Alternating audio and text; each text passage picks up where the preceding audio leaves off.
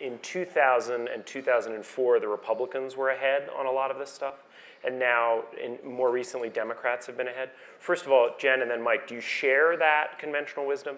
And if you do, what do you think the difference was? If the Obama campaign in 2012 was better than the Republicans about this kind of stuff, the Obama campaign won by 4 points.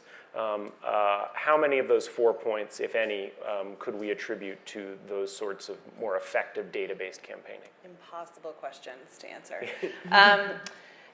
I certainly agree that the Republicans were ahead. I think that the Democratic Party saw that we had a lot of work to do and we had to get more sophisticated. I think we also, as a party, have a different kind of priority when it comes to building campaigns and the tactics that we use. We have to spend a lot of time communicating to our voters to ensure that they turn out to vote. We have to spend a lot of time educating, especially on the voter laws that are changing. And so our requirement foundationally is a heavier lift to get to voters and to have the tools that allow us to be more efficient. So I do think, with the president, we were able to start and see that there was value in this. He prioritized funding programs that, aren't always thought of. I mean, traditionally you'd see the sort of grassroots side of campaigns as the afterthought. I'm a field person, so I have a chip on my shoulder that I'll carry forever. But, we would be funded less. We would be funded later into the fall. You wouldn't spend the time building an organization on the ground, having offices everywhere. So he really kind of changed that mold and said, no, this is important because he thought that was important to the campaign and we're going to put the resources behind it. And then once we saw the value of it and the efficiency of it, we kept building and building on that.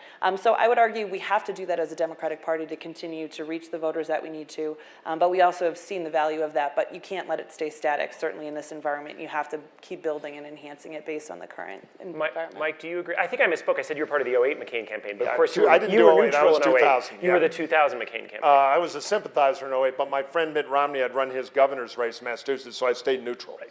I was originally going to run the Romney campaign in 2008. I would say this, it is both true and misleading.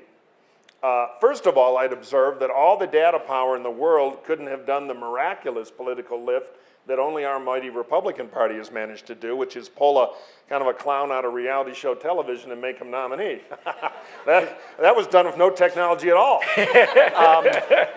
other than Twitter, but fundamentally being what in the movie business they call a pre-aware title, already famous, worth billions of dollars. That's why you see Iron Man 14, not new movie concepts, because it's cheaper to advertise something people already have heard of. But I think Jen's point is essentially correct. Though I would say this, the most overrated thing in politics is tactics and process, which gets a tremendous amount of attention, and it's not unimportant.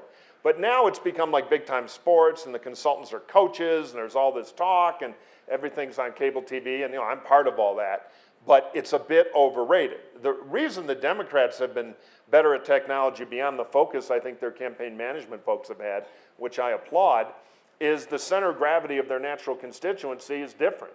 The average Republican primary voter is older.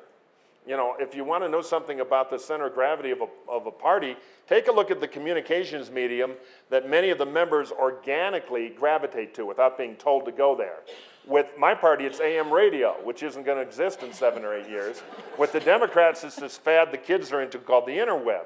So it was just a natural thing that you go where your voters naturally are, that the Democrats were incentivized to take advantage of digital technology, which has revolutionized politics. I have more computing power in this, unfortunately, Chinese-made smartphone, though designed in America mostly, than the Apollo program did when it put a man on the moon.